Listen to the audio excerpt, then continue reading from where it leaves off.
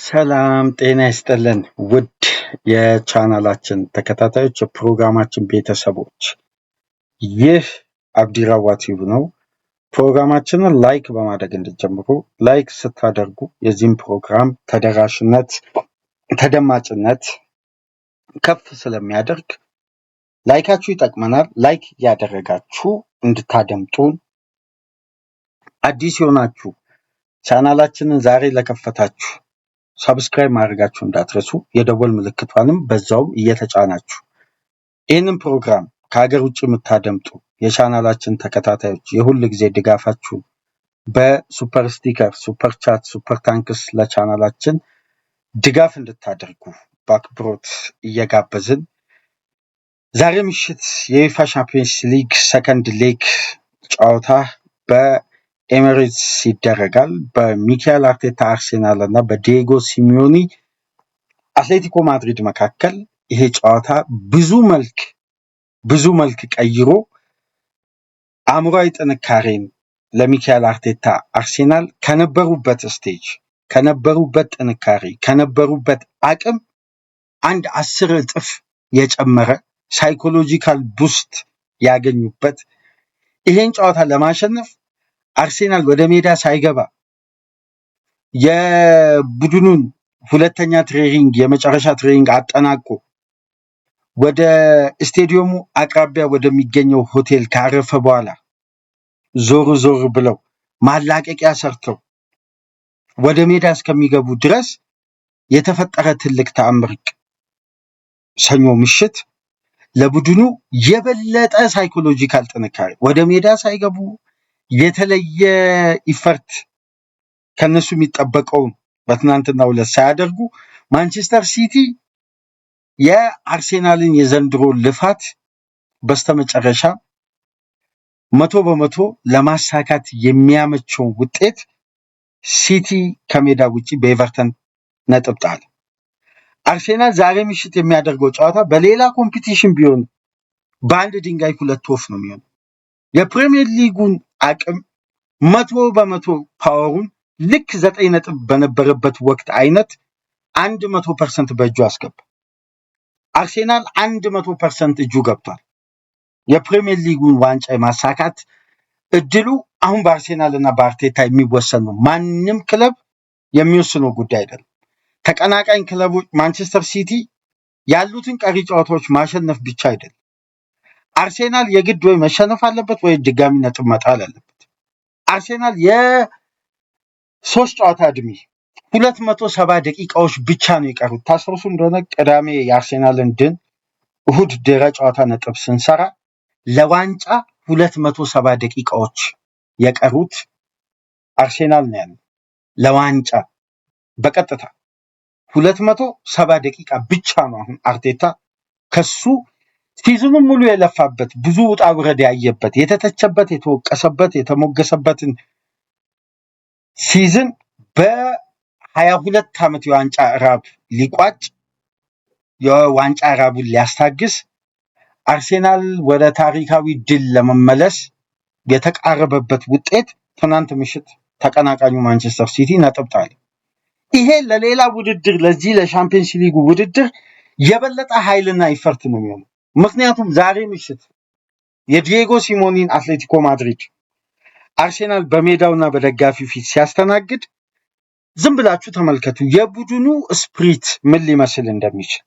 ሲቲ ነጥብ ጥሎ አርሴናል 100% ፓወሩን ሃንድል ድጋሚ የማድረግ አጋጣሚ ተፈጥሮለት፣ እዚህ ላይ ደግሞ በሜዳው 13 ተከታታይ ጨዋታዎችን ባልተሸነፈበት፣ ፍጹም አስደናቂ ሪከርዶችን ያስመዘገበበት፣ የሻምፒየንስ ሊግ እግር ኳስ ጥንካሬው በቁጥሮች ሲታገዝ የበለጠ አርሴናል በዘንድሮ ሲዝን በአንድ ዋንጫ ብቻ ሊቆም እንደማይችል ግምቶችን እንዲሰጡ ያስቻለ ጉዞውን በአማረ ሁኔታ የሚያስቀጥል የማንቸስተር ሲቲ ነጥብ መጣል ለአርሴናል ለዛሬ ምሽቱ ጨዋታ በቀጥታም ሆነ በተዘዋዋሪ ትልቅ ሳይኮሎጂካል አድቫንቴጅ ከፍቶ ነው የሚካኤል አርቴታ አርሴናል ዛሬ ምሽት በሁለት መልኩ ነው ጨዋታ የሚያደርገው። አንደኛ ሜንታሊ ስትረስ አይሆን፣ ሲቲ አሸነፈ፣ ቀጣይ የዌስትሃሙን ጨዋታ እንዴት ኢንጌም ማኔጅመንቱን ላስተካክል፣ እንዴት የጨዋታ ባላንስን ልጠብቅ፣ እንዴት የጨዋታ ስትራቴጂዎችን ላስተካክል ሳይሆን 100% አትሌቲኮ ማድሪድን ለመደረማመስ ነው የአርቴታ ቡድን የሚዘጋጀው ማለት ነው። ለምን ትናንት ምሽት ልክ እንደኛ የአርሴናል ተጫዋቾች ከአርቴታ ጋር ሆነው በቲቪ መስኮት ጨዋታውን አይተውታል። ስለዚህ አሁን 100% ትኩረታቸው የሚሆነው ምንድን ነው? ያላቸውን አቅም ተጠቅመው በቀጥታ ወደ ቡዳፔስት ፋይናል ለመሻገር የአርቴታ ቡድን በሜንታሊቲ ደረጃ ተጨማሪ ጥንካሬ አግኝቷል። ሲቲ ነጥብ ጥሎ በፕሪሚየር ሊግ የአርሴናል ዊኒንግ ፐርሰንቴጅ 61.5 ነበር፣ 87.2 ሆነ። በኦፕታ ሱፐር ማሽን 87.2። ትርፍ ጨዋታ ያለው ቡድን ትርፉን ጨዋታ ቢያሸንፍ አርቴታን አያሳስበውም። የ5 ነጥብ ልዩነት ነው የተፈጠረው። 5 ነጥብ ልዩነት፣ 4 የግብ ክፍያ ልዩነት። ስለዚህ 100% በእጁ ካሁን በኋላ የአርሴናል የቤት ስራ ጨዋታዎችን አሸንፎ ዋንጫውን ከ22 ዓመት በኋላ ወደ ቡድኑ መደርደሪያ መመለስ የአርቴታና የልጆቹ ኃላፊነት ነው፣ የማንም አይደለም። በቃ ማንቸስተር ሲቲ አሁን ከእጁ 100% ወጥቶ ወደ አርሴናል አስባችሁታል። አሁን የአርሴናል ሜንታሊቲ ልክ እንደ ፀሐይ ብርሃን ነው ብልጭ አለው። በቃ እዚህ ውድድር ላይ ሆም አድቫንቴጅን መጠቀም ነው። በአለፉት 23 ጨዋታዎች 2 ብቻ የተሸነፈ ቡድን ነው። በሻምፒየንስ ሊግ በአርሴናል እግር ኳስ ታሪክ 14 ተከታታይ ጨዋታ ያለመሸነፍ ጉዞም የማድረግንም ሪከርድ ይዞ ነው ወደ ሜዳ የሚገባው። ሲቲ ነጥብ ጥሎ የፕሪሚየር ሊጉ አድቫንቴጅ 100% በእጅ ገብቶ ከአትሌቲኮ ማድሪድ ጋር በሜዳ እንደመጫወት እንደዚህ ያማረ የተስተካከለ መንገድ ሀዲድ የተመቻቸለት ቡድን አለ ብዬ አላስብም። አርሴናል የልፋቱን የድካሙን ያክል አርቴታ በቂ ክሬዲትና ዋጋ ሊከፈለው ነው መሰለኝ። አሁን ከጫፍ ደርሷል። በቃ ከጫፍ ደርሷል። አሁን ይዞ የመጣውን ኢፈርት መተግበር ብቻ ነው። ምንም ኦቨርቲንኪንግ ውስጥ አያስገባው። አርቴታ የፉላሙን ጨዋታ መተግበር፣ አሳምኖም የማሸነፍ ሳያሳምንም ግን ድል ብቻ ይዞ መምጣት ነው አሁን ላይ ትልቁን ክብር፣ ትልቁን ንግስና በእንግሊዝ ምድርም በአውሮፓውያን እግር ኳስም በአርሴናል ታሪክ ውስጥ ያልተፈጸመ ታሪኮችን ለመስራት ይሄ ስብስብ ይሄ ጀነሬሽን ትልቁ አጋጣሚ ተመቻችቶለታል። ኦፕታም ይሄንን ነበር ትናንትና ይዞ በወጣው ዘገባ መሰረት 56.4% ዊኒንግ ፐርሰንቴጅ ከዘንድሮ የውድድር ዓመት ከአርሴናል ኮንሲስታንሲ መነሻ በማድረግ የሻምፒየንስ ሊጉንም ጨዋታ ወደ ቀጣዩ ፋይናል ፕሮግረስ የማድረግ ትልቁ እድል ለአርቴታ ቡድን ነው በማለት ትልቁን አድቫንቴጅ ሰጥቷል። የአርሴናል ደጋፊዎች ስሜት በዚህን ሰዓት በቃ ከአየር ላይ በጣም በአስደናቂ ስሜት ውስጥ ነው ያሉት። ክለባቸው ታሪካዊ ድል ሊያስመዘግብ ከየትኛውም ጊዜ በላይ ሲዝኑን ሙሉ የለፋበት ሊካድ የማይገባው ምንም አይነት መሸፋፈን የማይሰጠው ምክንያት የማይሰጠው የተለየ ሪዝን ያላገኘበት በበቂ ስራና ድካምና ልፋት እዚህ ደረጃ የበቃው የአርቴታ ቡድን በስተመጨረሻ የድካሙ ውጤት ሊያፍስ ከጫፍ ደርሷል። ይህንንስ አድቫንቴጅ እንዴት ይፈጽማል? ትናንት ከማንቸስተር ሲቲ ጨዋታ በፊት ነበር የአርቴታ ጋዜጣዊ መግለጫን ከተመለከታችሁ ቢስት ሞድ አክቲቬትድ ይላል እየደጋገመ። በቃ አሁን ይሄ ቡድን የሚፈለገው ሜንታሊቲ አርቴታ ጀነሬት እንዳደረገ ነው በአስተያየቱ የምንረዳው።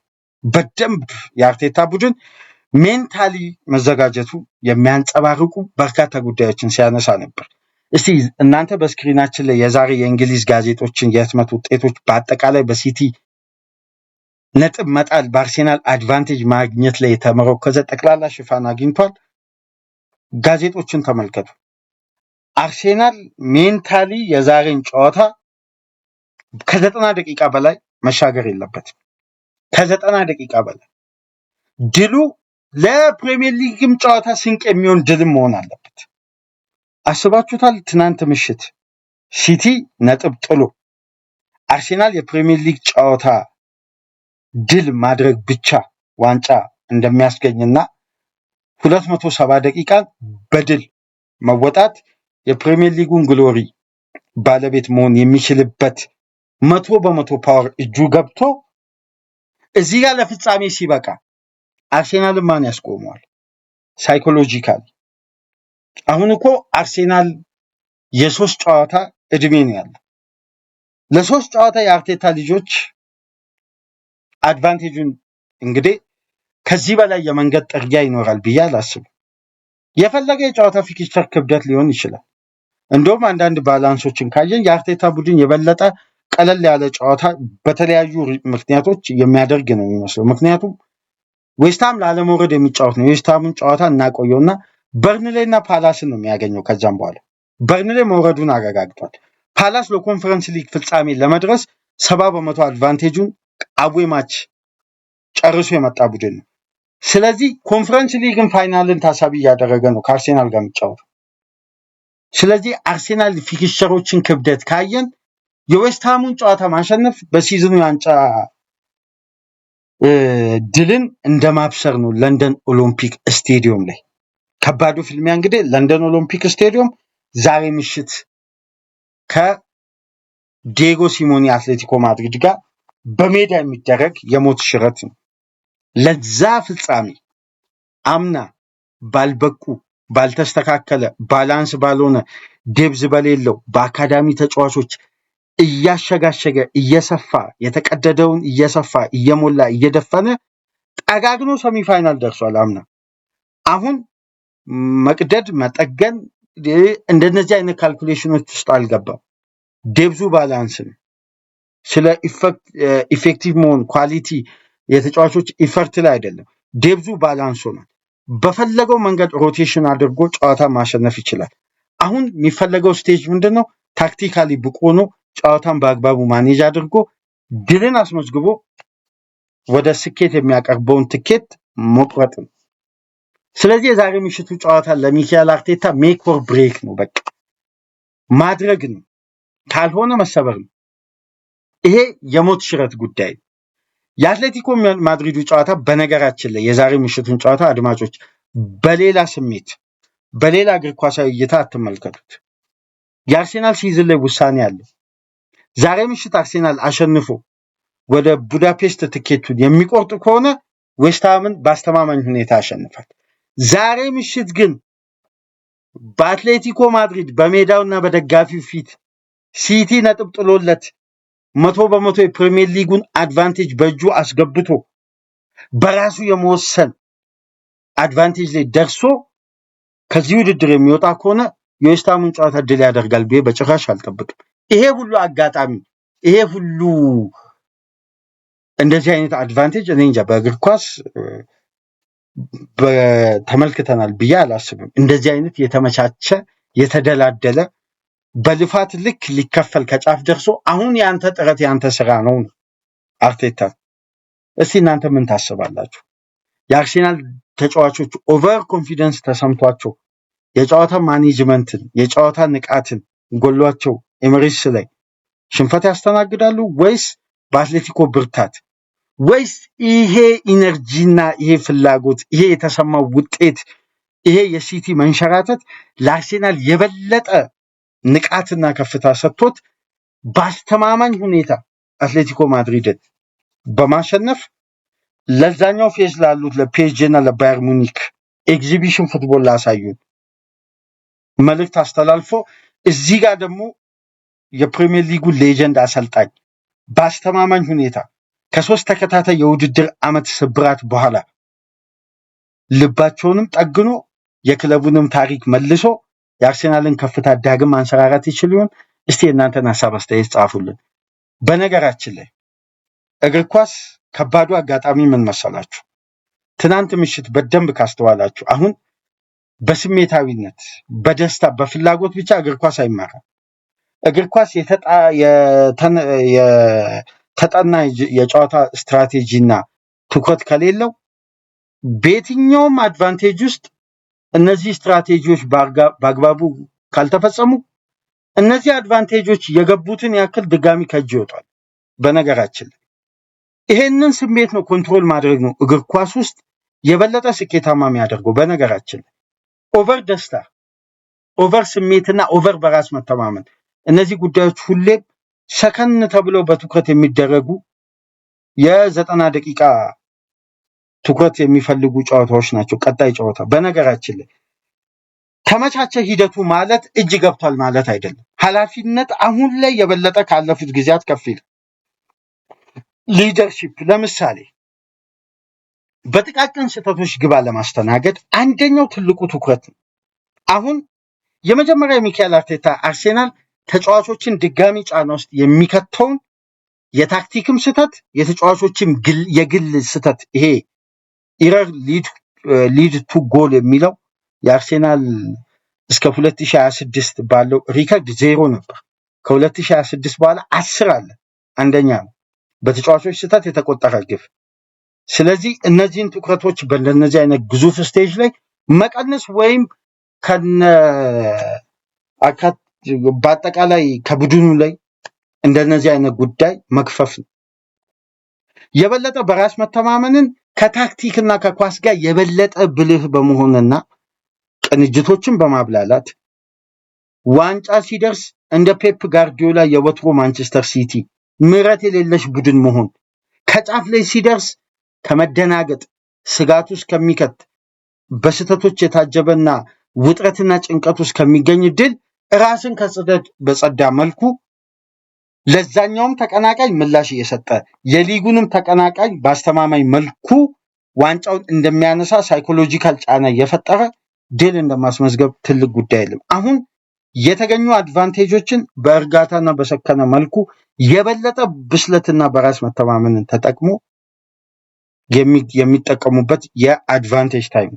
ይህንን ማኔጅ ለማድረግ እንግዲህ አርቴታ በእግር ኳስ ዘመኑ ትልቁ ቻሌንጅ ላይ ደርሷል። አሁን እሱ ወይም ይህን ግዙፍ ቻሌንጅ እና አድቫንቴጅን ባላንስ አድርጎ የሚያልፍበትን በቀጥታ በራሱ አቅም በተለይ አቅሙ በተሟላበት ወቅት ምክንያቱም በዚህ ጨዋታ ካይ ሃቨርትና ኦዲጋርድ በድጋሚ ወደ ስብስቡ መመለሳቸውን አርቴታ ትናንትና አረጋግጧል። ጁሪየን ቲምበር አሁንም ይሄ ጨዋታ ያመልጠዋል።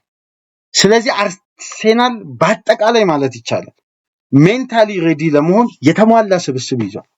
የፉላሙ እንቅስቃሴና የተጫዋቾች ንቃትና ፍላጎት የቡካዮ ሳካ ሱፐር ዳይናሚክ መሆንና ፋይናል ስቴጅ አርሴናል ሲደርስ አመቱን ሙሉ የተሳሳተ እይታ ከአርሴናል ደጋፊዎች እስከ ሚዲያ ተንታኞች ድረስ ሳካን ሲተቹ የነበረበት መንገድ ይሄ ተጫዋች አያችሁ በከባድ ምዕራፍ ሳካ ራሱ ነጥሎ ማን እንደሆነ ቡካዮ ሳካ ለአርሴናል በፉላሙ ጨዋታ የተገቢውን 3 ነጥብ ውጤት ኤምሬትስ ላይ አረጋግጦ ነው ተቀይሮ የወጣው።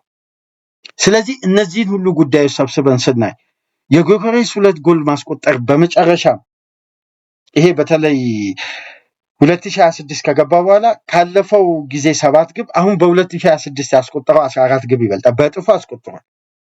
በመጨረሻ ስቴጅ የሳካ መነቃቃት የጎከሬስ አስቆጣሪነት የኢዜ በመጨረሻ ላፕ ላይ ሁሌም በሲዝኑ መጨረሻ 2-3 ወራት ላይ የሚያሳየው አስደናቂ እንቅስቃሴ አሁን ከተከላካይ ክፍሉ እኮ በደንብ አስተውላችሁ ከሆነ ስለ ኦፌንሲቭ አርሴናል እያወራ ነው። በቅርብ ጊዜ ውስጥ በደንብ ልብላችሁ ተመልክታችኋል።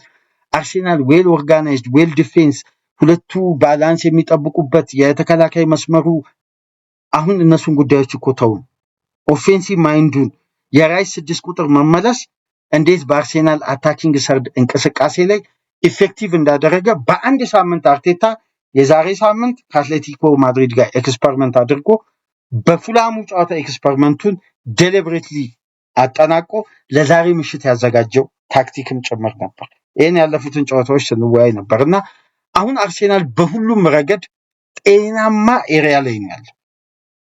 ጤናማ መንፈስ ጤናማ አየር ነው አርሴናል ውስጥ ያለው። ይህንን መጠቀም እንግዲህ አርቴታ ካልቻለ እውነትም የአርሴናል አንዳንድ ደጋፊዎች የሚያነሱት ጥያቄ ትክክል ነው ማለት ነው። ወይም እኛ ነው የተሳሳት ነው አርቴታን ትልቅ ቦታ ያስቀመጠው ወይም እኛ ነው የተሳሳት ነው ማለት ነው። አርቴታ እነዚህን የተመቻቹ እድሎችን በአግባቡ ካልተጠቀም ዛሬ ምሽት ከባድ ፍልሚያ ነው። የሲዝኑን ጥርጊያ ሁሉ የሚያመቻቸው የሰሚፋይናል ሁለተኛ ሌግ ነው። ለምን መሰላችሁ ይሄን ምላችሁ? እግር ኳስ አንዳንዴ አጋጣሚዋን እንደጠበቅነው ስታጠናቅቅ አንመለከትም። ግን ታሪኮች የሚነግሩን እውነታ አለ። አሁን ባለፉት ዓመታት በመጀመሪያ የሻምፒየንስ ሊግ ግማሽ ፍጻሜ ጨዋታ አቻ ወጥቶ ከሜዳ ውጭ ያደረገው ቡድን ወደ ሜዳው ሲመጣ አብዛኛው ወደ ፋይናል አልፏል።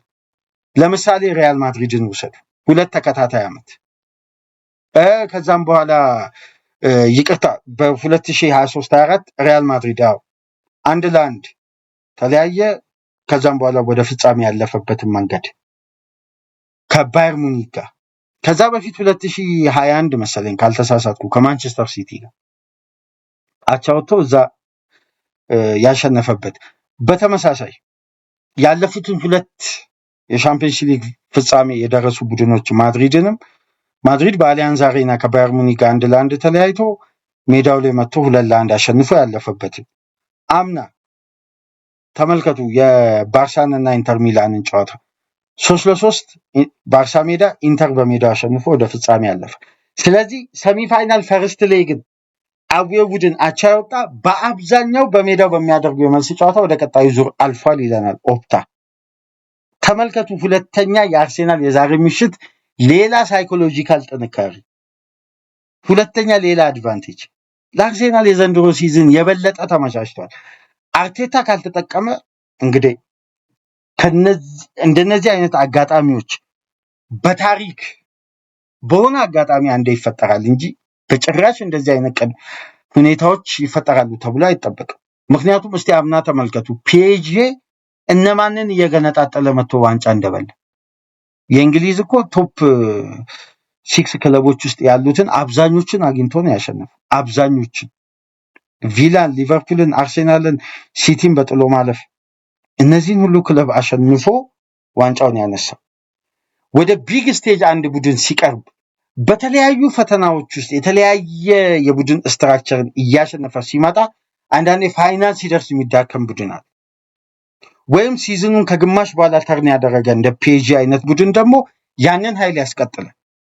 አርሴናል አመቱ ወደ ማብቂያ አካባቢ ሂደቶች ሁሉ አርሴናል ዋንጫ እንዲበላ እየተመቻቹለት ነው የሚመጣው። አርቴታ እንግዲህ የተለያዩ አድቫንቴጆችን አሳልፎ ሰጥቶ አልፈውት ድጋሚ እጁ እየገቡ ነው። እነዚህን አድቫንቴጅ ካልተጠቀመው እውነትም አርቴታ ዋንጫ ፊት ሲደርስ ያን አቅምና ፓወር ይዞ የመጣውን ጉዳይ ፊክስድ ለማድረግ ይቸገራል ማለት ነው። ይሄ ጉዳይ ሊያሳምነን ይችላል። የዛሬ ምሽቱ ጨዋታ እዚህ መደምደሚያ ላይ እንድንደርስ የሚያደርግ ነው። በተቃራኒው ዲዬጎ ሲሞኒ ምናልባት የአትሌቲኮ ማድሪድ የመጨረሻ የውድድር ዓመቱ በግሌ ይመስለኛል። ምክንያቱም የክለቡ አዲሱ ዳይሬክተር ከአሰልጣኝ ጋር ኮንታክቶች የአትሌቲኮ ማድሪድ ስም መያያዙ አስገርሞኛል። በቅርብ ዓመት ነበር የረጅም ዓመት የ6 ዓመት ነው 5 ዓመት ኮንትራት የፈረመው። እንደምታውቁት በአምስቱ ትላልቅ ሊግ በዩሮፒያን እግር ኳስ ከፍተኛው ደሞዝ ተከፋይ ዲዬጎ ሲሞኒ ነው። ከሁሉም አሰልጣኞች በላይ ከፔፕ ጋርዲዮላም ከሌሎች አሰልጣኞችም በላይ ከፍተኛውን ደሞዝ የሚያገኝ አሰልጣኝ ነው። የዛሬ ምሽቱ ጨዋታ ለአትሌቲኮ ማድሪዶች ደግሞ 2 ትርጉም አለው። አንደኛው የክለቡ ሌጀንድ 449 ጨዋታ አድርጎ 229 ግብ ያስቆጠረው አንቷን ግሪዝማን የመጨረሻው ስቴጅ ከአትሌቲኮ ማድሪድ ጋር እንደምታውቁት በኮፓ ደላሬ ፍጻሜ በሪያል ሶሲዳድ ተሸንፈው ዋንጫውን አጥተው አንቷን ግሪዝማንን ለመሸኘት ሌጀንዳቸውን በጉጉት እየጠበቀ ያለው የአትሌቲኮ ማድሪድ ደጋፊ ልቡ ተሰብሯል። ዛሬ ምሽት ልባችንን ኤምሬትስ ላይ እንጠግናለን ይላሉ የስፔን ጋዜጦች። ይሄ እንኳን ከአርሴናል አቅም አንጻር ሳይሆን ይሄ ለሌጀንድ ዝም ብሎ ሽፋን ለመስጠት እንጂ የሁለቱ ቡድኖች ወቅታዊ ብቃትም በብዙ ርቀት የአርቴታ ቡድን አስተማማኝነት አለው ከዲዬጎ ሲሞኒ አትሌቲኮ ማድሪድ የበለጠ እና ዛሬ ምሽት አትሌቲኮ ማድሪድን በሲዝኑ ያለ ዋንጫ ላለማጠናቀቅ የሞት ሽረት ፍልሚያ ነው የሚያደርገው። ማድሪድ የሚባል እንቅፋት የለውም። አሁን አትሌቲኮ ማድሪድ የሚባል እንቅፋት የለውም። አሁን አትሌቲኮ ማድሪድ ጤናማ ሳይኮሎጂ ይዞ ነው የሚመጣው። በነገራችን ላይ በጥቃቅን ስህተት ጨዋታ የሚያሸንፍ በጣም በጣም በጣም ከባድ ቡድን እንደሆነ ታውቃላችሁ። አትሌቲኮ ማድሪድ በጣም በጣም ከባድ ቡድን ማለት ነው። ጥቃቅን ስህተቶችን በሰከንዶች ልዩነት የሚጠቀም በጣም ጥቃቅን ስህተት ወይም የማናስተውላቸውን ስህተት የሚጠቀም ቡድን የበለጠ ራሱ ጥንቃቄው ስለሚቆይ የተጋጣሚን ጥንቃቄ ስህተት ካገኘ በፍጥነት በመጠቀም ነው የሚታወቀው። እንደውም ከዚህ ጨዋታ በፊት ምን ሲል ነበር ዲዬጎ ሲሞኒ? ጁሊያን አልቫሬዝ እኮ የፕሪሚየር ሊግ ኤክስፒሪየንስ እንዳለው አትዘነጉ፣ ይሄ ምን ሊጠቅመን እንደሚችል ሜዳው ላይ እናያለን ሲል ነበር። ጁሊያን አልቫሬዝ እንግዲህ ከዚህ ጨዋታ ስብስብ አብሮ ከአትሌቲኮ ማድሪድ ጋር ተጉዟል። ለብቻው የቁርጭምጭሚቱን ሁኔታ በፊዚዮቴራፒስቶች በአርሴናል ሜዳ ሲሞክሩት አይታችኋል ብዬ አስባለሁ። ተንቀሳቃሽ ቪዲዮ ላይ እየሞከሩት ነበር ፍሌክሰብል እንዲሆን እና ጤናማ ሆኖ ፊትነስ ቴስቱን አልፏል እና በቋሚነት ይሰለፋል የሚሉ ግምቶች በዝተዋል። በተለይ በስፔን ሚዲያ እነ ዳሪዮ አስ እና ማርካ የስፔን ዋና ከተማ ጋዜጦች እንደሚሉት ከሆነ የበለጠ በምርጥ 11 ተካቶ በቋሚነት ይጀምራል እያሉ ነው የሚገኙት ጁሊያን አልቫሬዝ። ዛሬ ምሽት እንግዲህ ዲየጎ ሲሞኒ ለራሱ እዛ ታሪክ ለመስራት ማድሪድ ከሚባል እንቅፋት ዘንድሮ ድኖ እንግዲህ ሴሚፋይናል ደርሷል። ፋይናል ላይ ማድሪድ የሚባል እንቅፋት የለውም።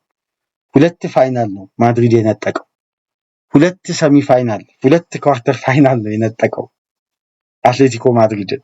ዲየጎ ሲሞኒ በእግር ኳስ ህይወቱ ማድሪድን እንደመግጠም በዩኤፋ ቻምፒየንስ ሊግ ለሱ ከባድ ፈተና የለም። ስንቴ ከሪትም ስንቴ ከመንገድ እንዳስወጡት ይታወቃል። ስለዚህ የዛሬ ምሽቱን ጨዋታ አንዳንዴ የታሪክ አጋጣሚዎችን ኦፕታ ያነሳል። በጣም በሚያስገርማችሁ ሁኔታ ይሄን ሪከርድ ምናልባት አስተውላችሁ ሊሆን ይችላል። በእንግሊዝ ምድር መጥቶ ዲየጎ ሲሞኒ የጥሎ ማለፍ ጨዋታ አሸንፎ ከስፔን ቡድኖች በእንግሊዝ ምድር መጥቶ ወደ ቀጣዩ ዙር በማለፍ የተሻለ ሪከርድ እንዳለው ታውቃላችሁ። ለምሳሌ በቼልሲ ሜዳ፣ በአንፊልድ እነዚህ ድሎችን አሳክቷል። ስለዚህ በሌስተር ሜዳንም በተመሳሳይ።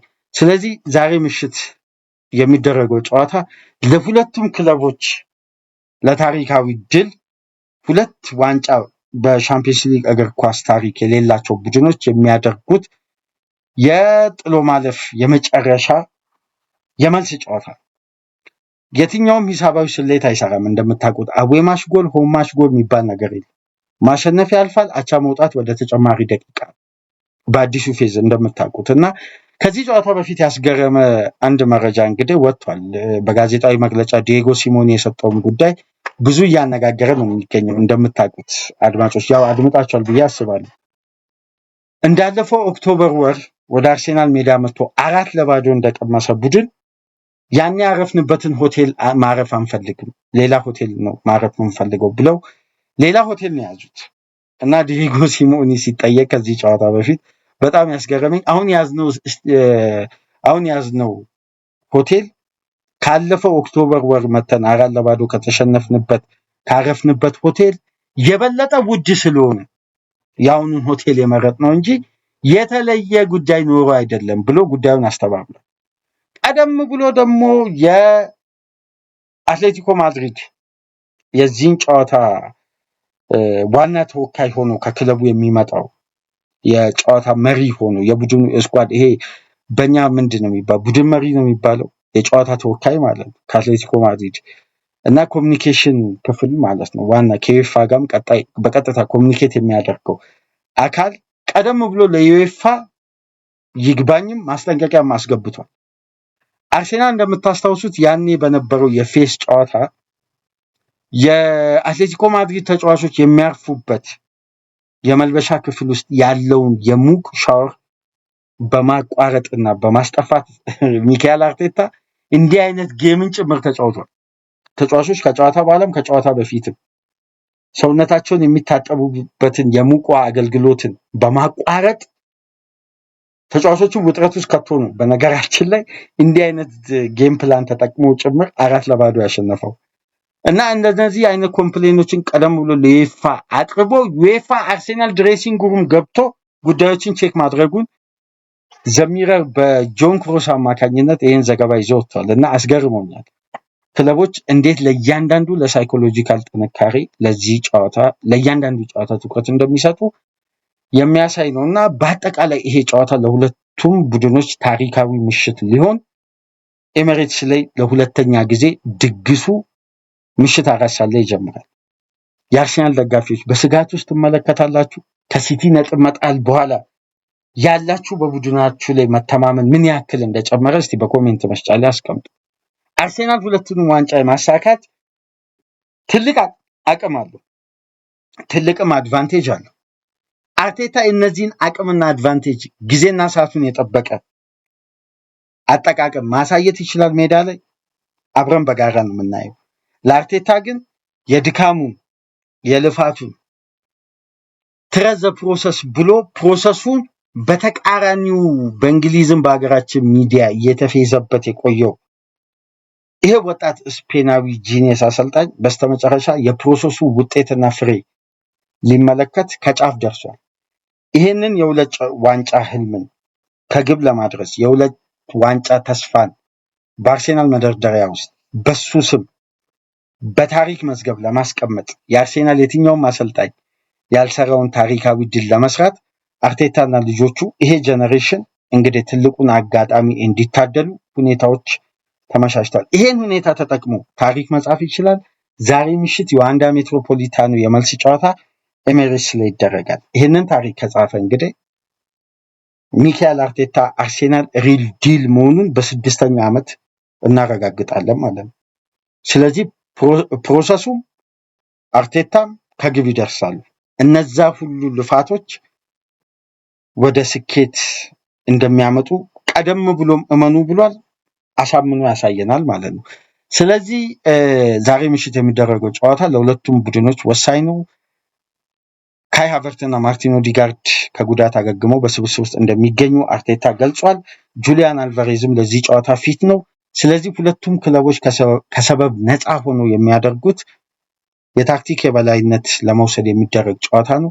እስቲ የትኛው ቡድን ዛሬ ምሽት ለቡዳፔስት ፍጻሜ ትኬቱን የሚቆርጥ ይሆናል። ዛሬ ምሽት 4 ሰዓት የምንመለከተው ትኩረት የተሰጠው ትልቅ ጨዋታ ነው። ከዚህ ፕሮግራም ቀደም ብሎ ትናንት ምሽት የአርሴናል ደጋፊዎችን በከፍተኛ ደስታ ውስጥ የከተተው የሲቲ ነጥብ መጣል የ3-3ቱን ጨዋታ ውጤት ድረ ጨዋታ ነጥብ አንስተን ተወያይተናል። ያንን ፕሮግራም መለስ ብላችሁ እያደመጣችሁ ይህንን ፕሮግራም ላይክ አድርጉ። ላይክ ስታደርጉ ይሄ ፕሮግራም ተደራሽነቱ ከፍ ይላል። በርካታ የእግር ኳስ ደጋፊዎች ጋር እንዲደርስ ተደራሽነታችን ከፍ ስለሚል ላይካችሁ ይጠቅመናል። ላይክ አድርጉ። አዲስ ከሆናችሁ ቻናላችንን ዛሬ ከተቀላቀላችሁ ሰብስክራይብ በማድረግ የደወል ምልክቷን በመጫን የቻናላችን አባል እንድትሆኑ የቻናላችን ተከታታይ እንድትሆኑ ፕሮግራም በምንለቅበት ሰዓት በቀጥታ የአሳውቁኝ ኖቲፊኬሽን እንዲደርሳችሁ ሰብስክራይብ በማድረግ የደወል ምልክቷን ተጫኑ። ይህንን ፕሮግራም ከሀገር ውጭ የምታደምጡ በሱፐር ስቲከር፣ ሱፐር ቻት፣ ሱፐር ታንክስ ድጋፍ አድርጉ። በሶስተኛ ክፍል ፕሮግራማችን አርነ ስሎት መልበሻ ክፍላቸውን አጥተዋል፣ ተቀባይነታቸው ወርዷል። ሚዲያው በአጠቃላይ በአንድ አይነት ቃላት አሰልጣኙ በሊቨርፑል ቤት ይበቃቸዋል፣ የክለቡን ካልቸር እየገደሉት ነው ብለው እየፈረጇቸው ነው። እስቲ ይህንን ጉዳይ በተመለከተ የወጣውን መረጃ ከጋዜጦች ጋር አገናኝተን የምንወያይበትን ፕሮግራም ይዘንላችሁ እንመጣለን። ሁለቱም ፕሮግራም እያደመጣችሁ ጠብቁን። በሶስተኛ ክፍል እንመለሳለን። ሰላም ቆዩ።